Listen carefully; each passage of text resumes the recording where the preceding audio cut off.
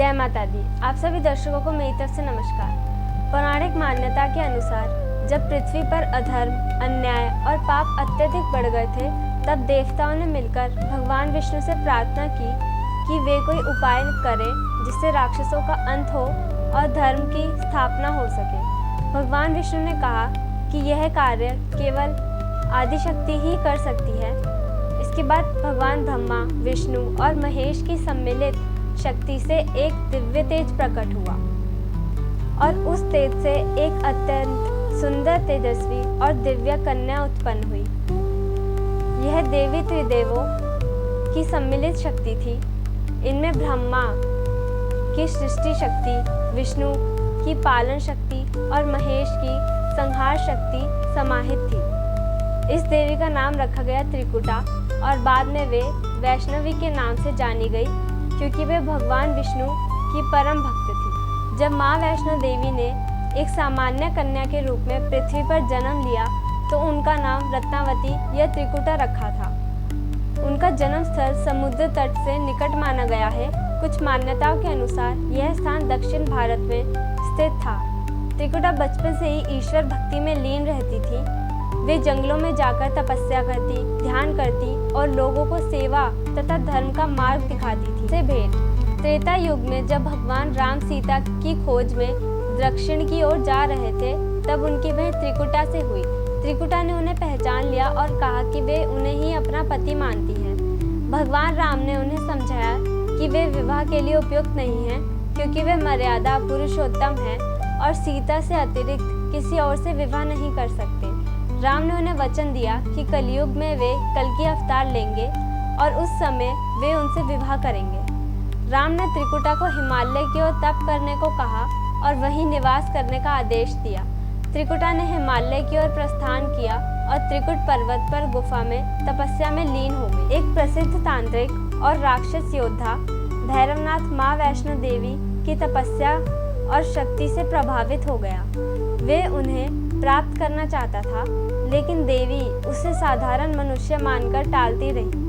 जब भैरवनाथ अत्यधिक हठ करने लगा और उनका पीछा करने लगा, तब देवी त्रिकुट पर्वत की ओर भागी। इस दौरान उन्होंने कई स्थानों पर विश्राम किया, जो आज बाणगंगा, अर्धकुंवारी और भवन के रूप में पूजनीय स्थल बन गए हैं। अंत में माँ एक गुफा में जाकर 9 महीने तक तपस्या में लीन रहीं।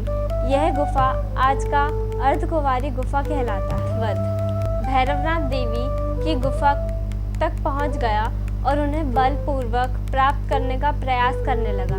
तब माँ ने अपना रौद्र रूप धारण किया, चंडी का रूप, और भैरवनाथ का सिर धड़ से अलग कर दिया। भैरव का कटा हुआ सिर लगभग 2 किलोमीटर दूर जाकर गिरा, जहां आज भैरव मंदिर स्थित है। मरते समय भैरवनाथ को अपनी गलती का एहसास हुआ और उसने क्षमा मांगी। देवी ने उसे क्षमा कर दिया और वरदान दिया, जो भी भक्त मेरी यात्रा पर आएगा उसकी यात्रा तभी पूर्ण मानी जाएगी, तब वह तुम्हारे दर्शन भी करेगा। इसलिए माँ वैष्णो देवी की यात्रा अंत में भैरवनाथ मंदिर जाना अनिवार्य माना जाता है। स्वरूप गुफा के भीतर माँ वैष्णो देवी 3 प्राकृतिक पिंडियों के रूप में विराजमान है। महालक्ष्मी, जो धन, वैभव और ऐश्वर्य की देवी हैं। महासरस्वती, जो ज्ञान, बुद्धि और विद्या की देवी हैं। महाकाली, जो शक्ति और विनाश की देवी हैं। यह तीनों पिंडियाँ एक ही चट्टान से निकलती हुई हैं, जो माँ के त्रिगुण स्वरूप सत्व, रज और तम का प्रतीक है। माँ का मंदिर जम्मू और कश्मीर के कटरा शहर से 13 किलोमीटर की पैदल चढ़ाई पर स्थित है। रास्ते में प्रमुख पड़ाव हैं बाणगंगा, चरण पादुका, अर्धकुंवारी, हिमकटी और फिर भवन यानी मुख्य गुफा। हर साल लाखों श्रद्धालु इस यात्रा को करते हैं। नवरात्रि में यहाँ विशेष भीड़ होती है। अब हेलीकॉप्टर, घोड़े, पालकी और रोपवे की सुविधाएं भी उपलब्ध हैं। माँ वैष्णो देवी को मनोकामना पूर्ण करने वाली देवी माना जाता है। मान्यता है, जो सच्चे हृदय से एक बार माँ को पुकारता है, माँ उसकी पुकार जरूर सुनती है। माँ वैष्णो देवी की कथा केवल एक देवी की नहीं, बल्कि धर्म, भक्ति, शक्ति और करुणा की गाथा है। यह हमें सिखाती है कि अधर्म चाहे जितना बड़ा हो, आस्था, भक्ति और सत्य की शक्ति से उसे पराजित किया जा सकता है।